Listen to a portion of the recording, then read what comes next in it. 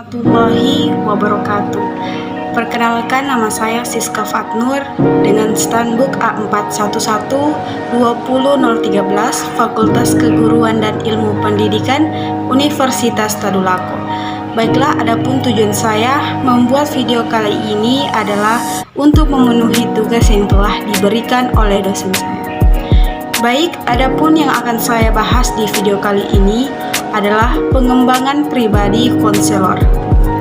Jadi, konselor adalah seorang yang mempunyai keahlian dalam melakukan konseling. Seseorang bisa mendapat predikat seorang konselor apabila ia mempunyai latar belakang pendidikan minimal S1 dari jurusan bimbingan dan konseling. Dalam hal ini mempunyai organisasi profesi yang menaungi, yaitu Asosiasi Bimbingan Konseling Indonesia atau ABKIN. Melalui proses sertifikasi melihat kompetensi baik secara akademik maupun non-akademik yang telah dimiliki konselor, asosiasi ini memberikan lisensi bagi para konselor tertentu sebagai tanda bahwa yang bersangkutan dapat berwenang memberikan pelayanan konseling dan pelatihan bagi masyarakat secara legal. Karakteristik seorang konselor. Konselor lebih berfokus pada konseran atau ikhwal, masalah pengembangan pendidikan dan pencegahan. Konseling dijalankan atas dasar falsafah atau pandangan terhadap manusia. Perlu kita tahu bahwa konseling juga memanfaatkan teori kepribadian dan teori psikologi lainnya. Tetapi bukan sebagai dasar kerjanya, melainkan hanya sebagai alat bantu dalam memahami individu.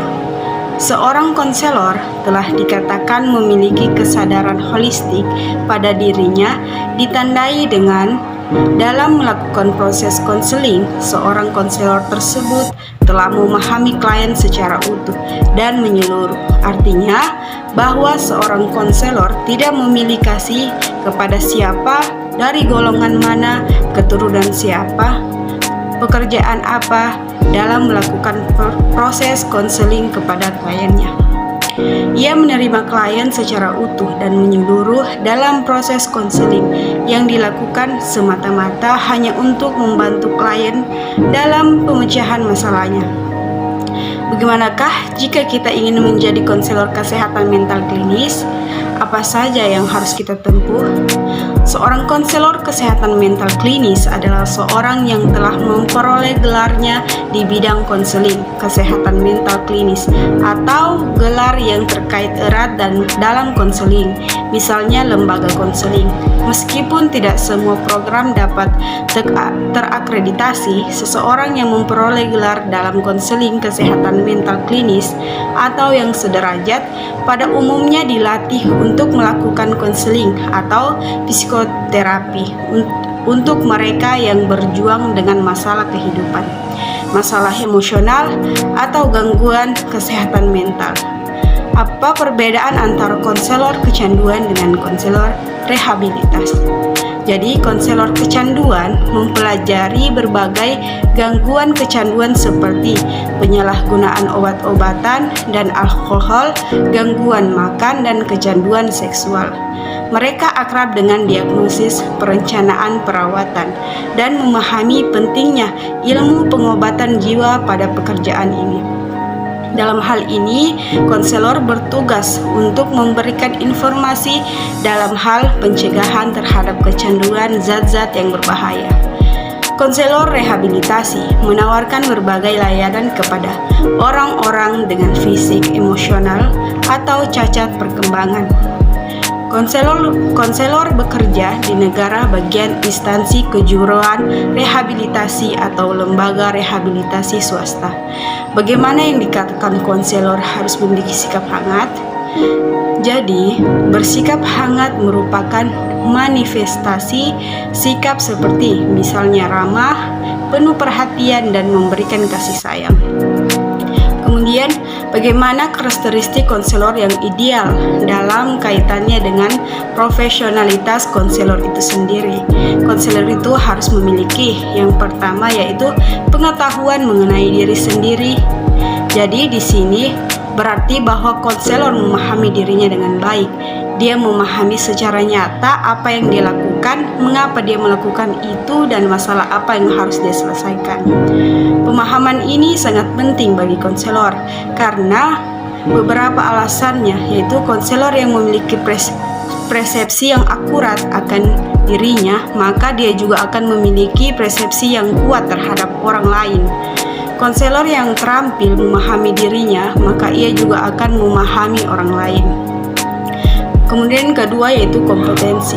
Kompetensi dalam karakteristik ini memiliki makna sebagai kualitas fisik, intelektual, emosional, sosial, dan moral yang harus dimiliki konselor untuk membantu klien.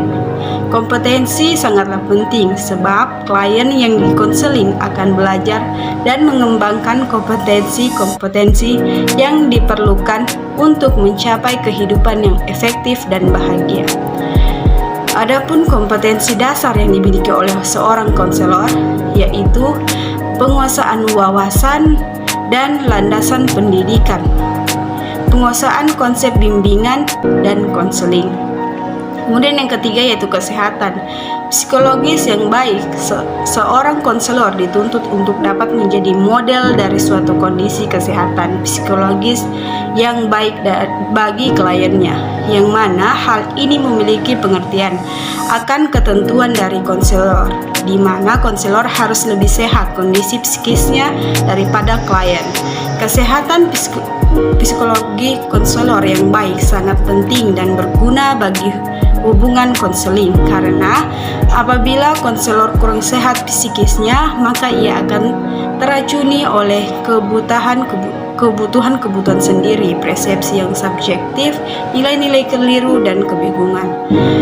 Dapat dipercaya. Konselor yang dipercaya dalam menjalankan tugasnya memiliki kecenderungan kualitas sikap dan perilaku sebagai berikut, di mana memiliki pribadi yang konsisten, dapat dipercaya oleh orang lain, baik ucapannya maupun perbuatannya. Tidak pernah membuat orang lain kesal atau kecewa. Bertanggung jawab, mampu merespon orang lain secara utuh, tidak ingkar janji, dan mau membantu secara penuh. Kemudian kejujuran. Yang dimaksud dengan kejujuran di sini memiliki pengertian bahwa seorang konselor itu diharuskan memiliki sifat terbuka, otentik, dan sejati dalam pemberian layanannya kepada konseling. Jujur di sini dalam pengertian memiliki kongruensi atau kesesuaian dalam kualitas diri dengan penilaian orang lain terhadap dirinya. Sikap jujur ini penting dikarenakan sikap keterbukaan konselor dan klien memungkinkan hubungan psikologis yang dekat satu sama lain dalam kegiatan konseling. Kejujuran memungkinkan konselor dapat memberikan umpan balik secara objektif terhadap klien. Kemudian kekuatan atau daya. Kekuatan atau kemampuan konselor sangat penting dalam konseling, sebab dengan hal itu klien merasakan aman. Klien memandang seorang konselor sebagai orang yang tabah dalam menghadapi masalah, dapat mendorong klien dalam mengatasi masalahnya, dan dapat menanggulangi kebutuhan dan masalah pribadi. Konselor yang memiliki kekuatan cenderung menampilkan kualitas sikap dan perilaku, dapat membuat batasan waktu yang pantas dalam konseling, bersifat fleksibel, memiliki identitas diri yang jelas. Kemudian kehangatan. Ini maksud dengan bersikap kehangatan itu adalah ramah, penuh perhatian, dan memberikan kasih sayang. Klien yang datang meminta bantuan konselor pada umumnya yang kurang memiliki kehangatan dalam kehidupannya, sehingga ia kehilangan kemampuan untuk bersikap ramah, memberikan perhatian dan kasih sayang.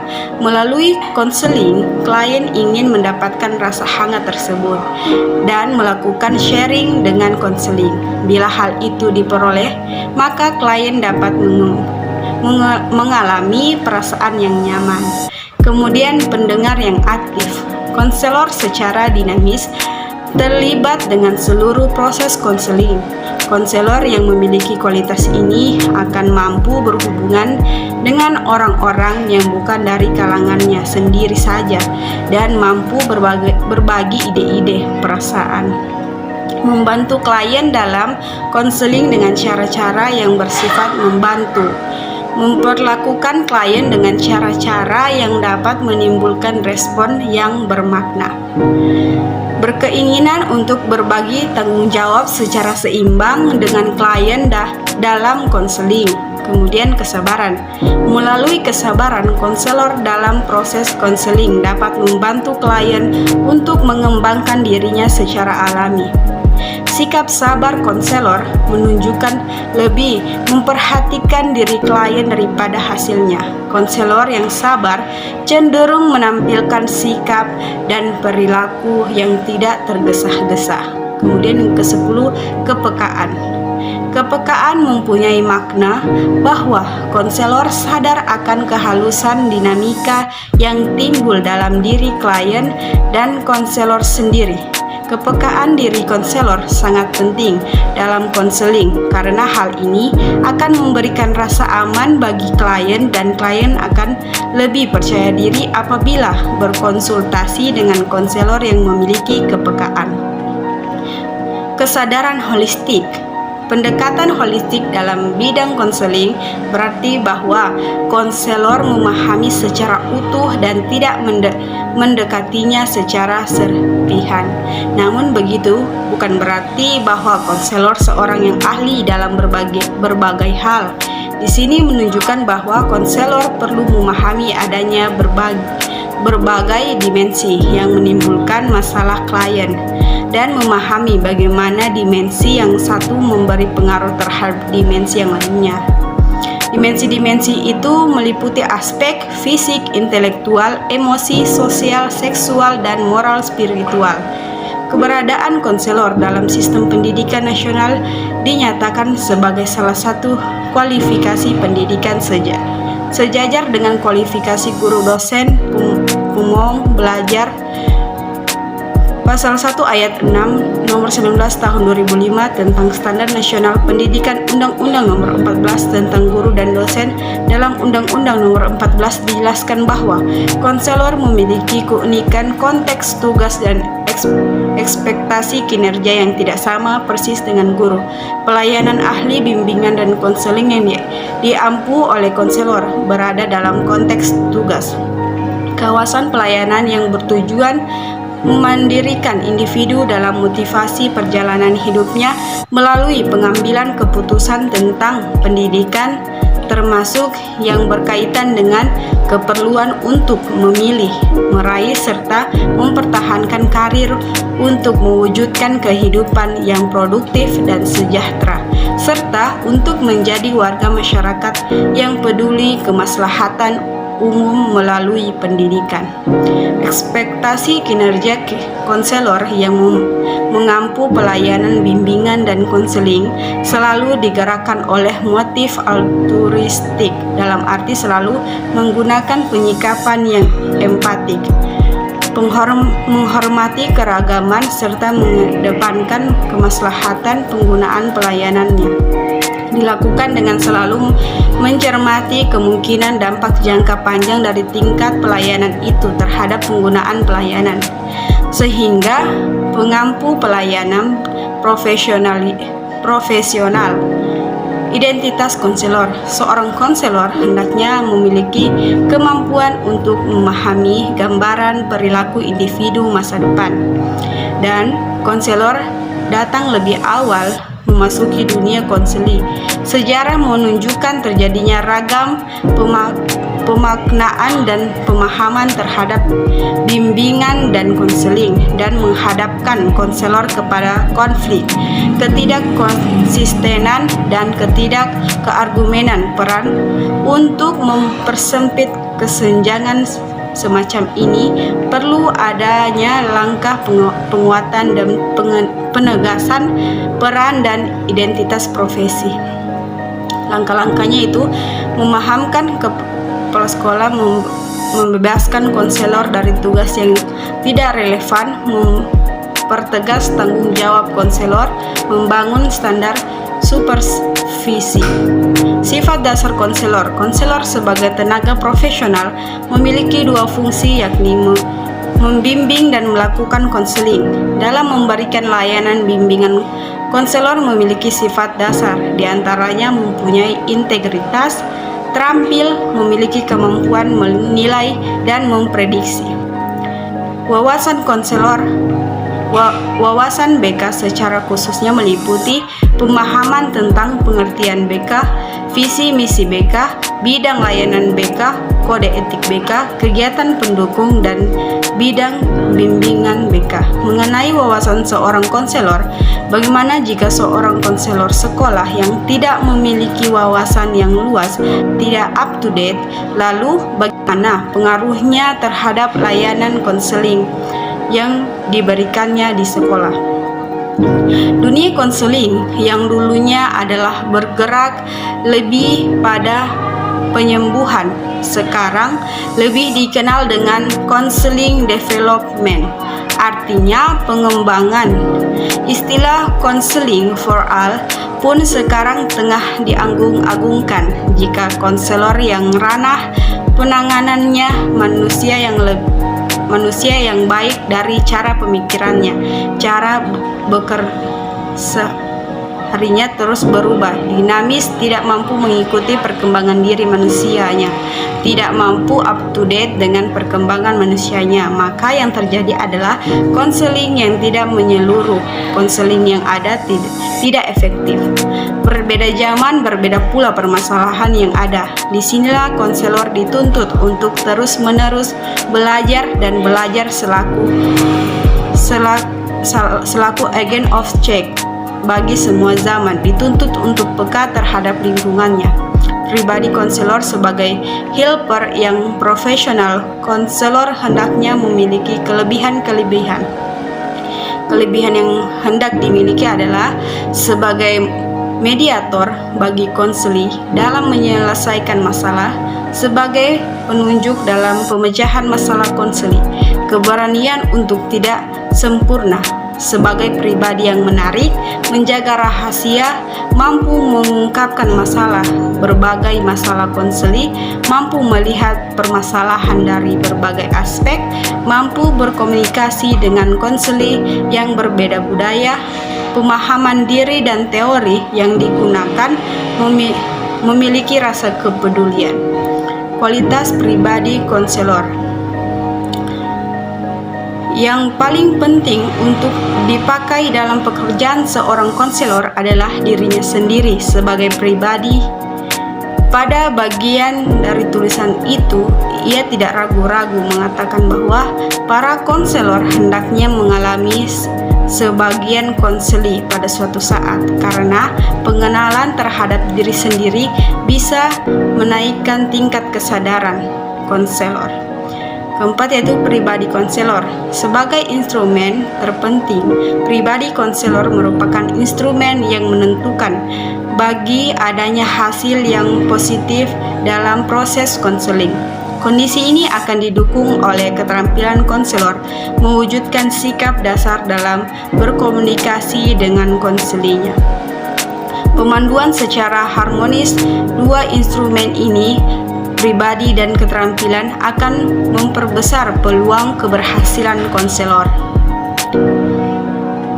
Tyler menyatakan pribadi konselor yang amat penting mendukung efektivitas perannya adalah pribadi yang altruistis, rela berkorban untuk kepentingan konseling. Bramer juga mengakui adanya kesepakatan helper tentang pentingnya pribadi konselor sebagai alat yang mengefektifkan proses konseling. Ia mengatakan, konselor sebagai pribadi penyembuh.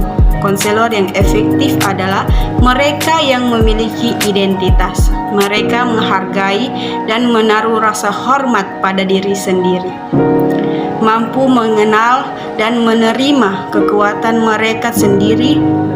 Mereka terbuka pada perubahan mereka, memperluas kesadaran mereka akan diri mereka sendiri dan diri orang lain. Mereka bersedia dan mampu untuk menerima adanya ambiguitas. Mereka mengembangkan gaya konseling mereka sendiri. Mereka dapat mengalami dan mengetahui dunia kliennya, namun rasa empati mereka bukanlah diwarnai dengan keinginan untuk memiliki. Mereka merasakan dirinya bergairah hidup dan pilihan mereka berorientasi pada kehidupan. Mereka adalah orang-orang yang otentik, bersungguh-sungguh dan jujur. Mereka memiliki rasa humor. Mereka bisa membuat kesalahan dan mau mengakuinya. Mereka biasanya hidup di masa kini. Mereka menghargai adanya pengaruh budaya. Mereka mampu untuk menggali kembali sosok pribadi mereka sendiri. Mereka adalah orang yang membuat pilihan-pilihan yang bisa membentuk hidup mereka. Mereka menaruh perhatian yang serius terhadap kesejahteraan orang lain. Mereka menjadi terlibat secara penuh dalam karya mereka dan menyerap makna darinya. Karakteristik personal konselor yang efektif: kesadaran akan diri dan nilai, kesadaran akan pengalaman budaya, kemampuan untuk menganalisis kemampuan konselor sendiri, kemampuan melayani sebagai teladan dan pemimpin atau orang yang berpengaruh. Mengemukakan beberapa karakteristik konselor sehubungan dengan pribadinya yang membuat konseling berjalan efektif. Artinya, konselor adalah orang yang banyak mempunyai informasi dan senang memberikan dan menjelaskan informasinya. Baik, mungkin hanya itu yang saya bisa jelaskan di video kali ini. Sekian dari saya, wallahu musta'an. Assalamualaikum warahmatullahi wabarakatuh.